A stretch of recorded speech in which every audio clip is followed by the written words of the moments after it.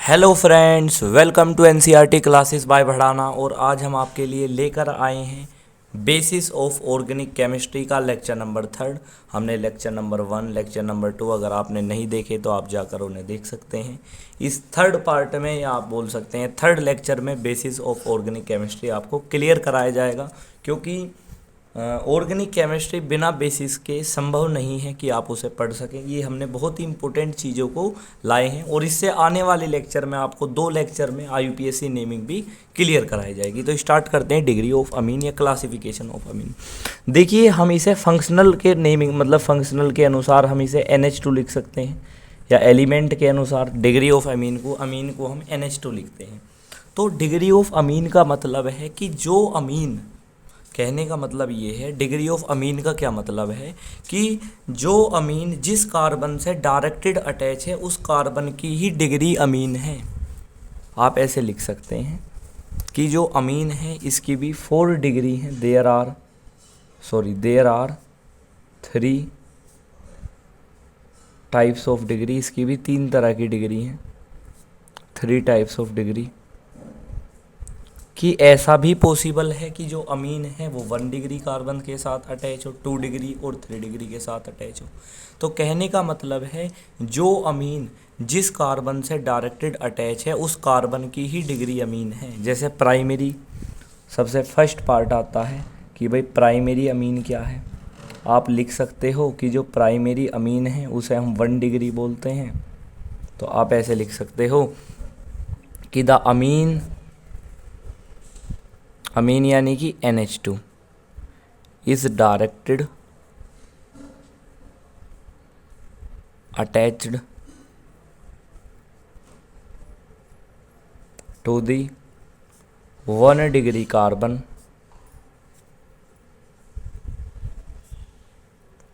जो amine directed attach है 1 degree carbon से वो प्राइमरी अमीन है। जैसे फॉर एग्जांपल इस कार्बन की डिग्री 1 है क्योंकि डायरेक्टेड अटैच 1 कार्बन से।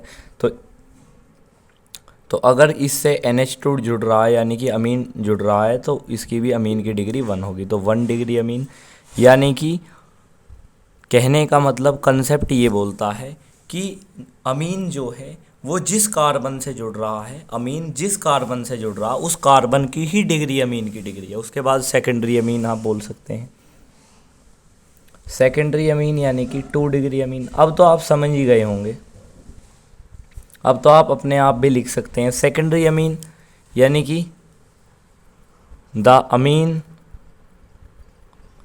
या NH2 is directed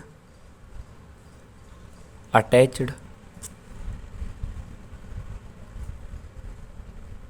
to the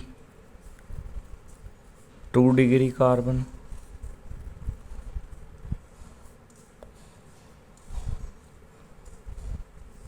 जैसे कार्बन कार्बन कार्बन। अब इस कार्बन की डिग्री 2 डिग्री है तो इससे NH2 जोड़ दो। उसके बाद हम टर्सरी अमीन के बारे में डिस्कस करने जा रहे हैं। We will discuss about the tertiary amine. हमने आपको बताया कि जब हम अमीन की क्लासिफिकेशन कर रहे हैं या डिग्री ऑफ अमीन देख रहे हैं तो अमीन की जो डिग्री है वो 3 पॉसिबल हैं, क्योंकि एक अमीन 1 कार्बन से भी जुड़ सकता है, 2 कार्बन से भी और 3 कार्बन से भी। तो हम टर्सरी अमीन के बारे में डिस्कस कर लेते हैं कि भाई टर्सरी अमीन क्या है। सॉरी, एक सेकेंड।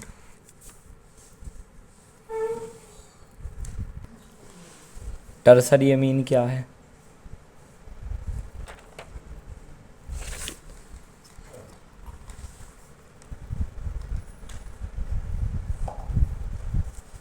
तो आप आसानी से लिख सकते हैं कि द अमीन या NH2 is directed attached to the 3 carbon या 3 डिग्री कार्बन।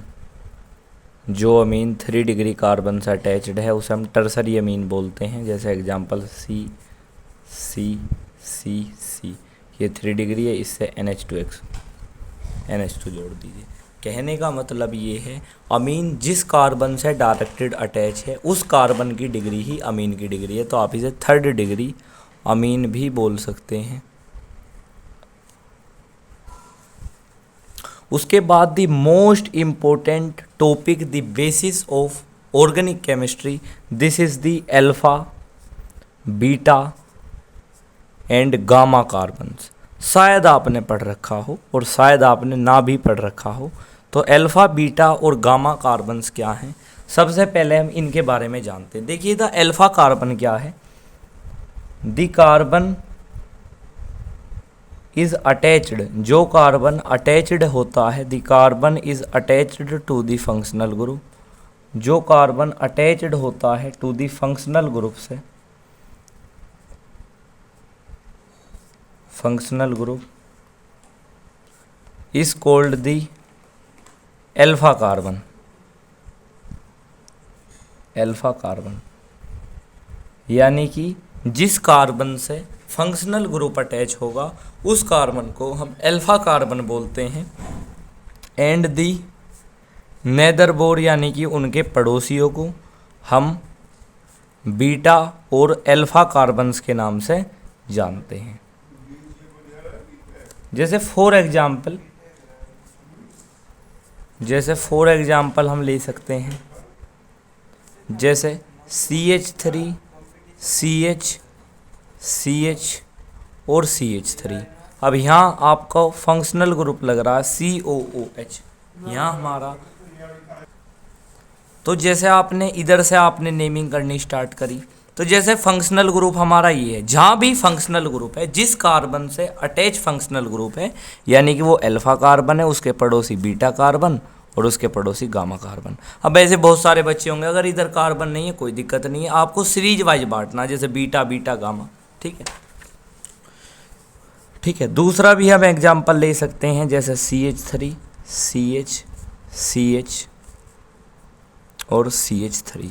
अगर यहाँ COH लग रहा तो जिस कार्बन से फंक्शनल ग्रुप अटैच है उसे अल्फा कार्बन दे दीजिए, और दोनों बीटा बीटा और यहाँ गामा कार्बन। तो अब तो आपको बातें समझ में आ गई होंगी। तो ये लास्ट टॉपिक था, या हम ऐसे बोल सकते हैं ये ऑर्गेनिक केमिस्ट्री का जो बेसिस में जो हम बार बार आपको लेक्चर प्रोवाइड कर रहे थे, लेक्चर नंबर 1, लेक्चर नंबर 2 और ये लेक्चर नंबर 3 था। तो हमने आपकी ऑर्गेनिक केमिस्ट्री को क्लियर करने की यहाँ पूरी कोशिश करी है, ये सारे बेसिस समझाने की कोशिश करी है। आप एक बार हमने जो पढ़ाया है आप पूरा एक बार देख सकते हैं, हमने क्या क्या चीज़ें आपको पढ़ाने की कोशिश करी है, क्योंकि ऑर्गेनिक केमिस्ट्री को संभव नहीं है बिना बेस के पढ़ना या बिना बेस के समझना। हमने यहाँ से बेसिस ऑफ ऑर्गेनिक केमिस्ट्री पढ़ाया है, चाहें तो आप इसका स्क्रीनशॉट भी ले सकते हैं। ऐसे यहाँ से हमने पढ़ाने की आपको कोशिश करी है, तो आपको इतनी बातें समझ में आनी चाहिए। ये बिल्कुल आपको बेसिस से बेसिक बातें पूरी बताने का प्रयास किया है। तो वीडियो पसंद आई है तो वीडियो को लाइक करें, चैनल है सब्सक्राइब करें, और आने वाली वीडियो में हम आपको IUPAC के लेक्चर्स देंगे, जिसमें नोमेनक्लेचर ऑफ एल्कीन और एल्काइन और बेंजीन कंपोनेंट का भी आप आसानी से एक नेमिंग कर पाएंगे। तो पढ़ाई करते रहें, और हम तो ऐसा ही आपको कहना चाहेंगे कि आने वाले जो 2 लेक्चर्स हैं आपको नोमेनक्लेचर अच्छी तरह से क्लियर हो जाएगा। वीडियो को लाइक करें, चैनल है सब्सक्राइब करें। Thank you for listening we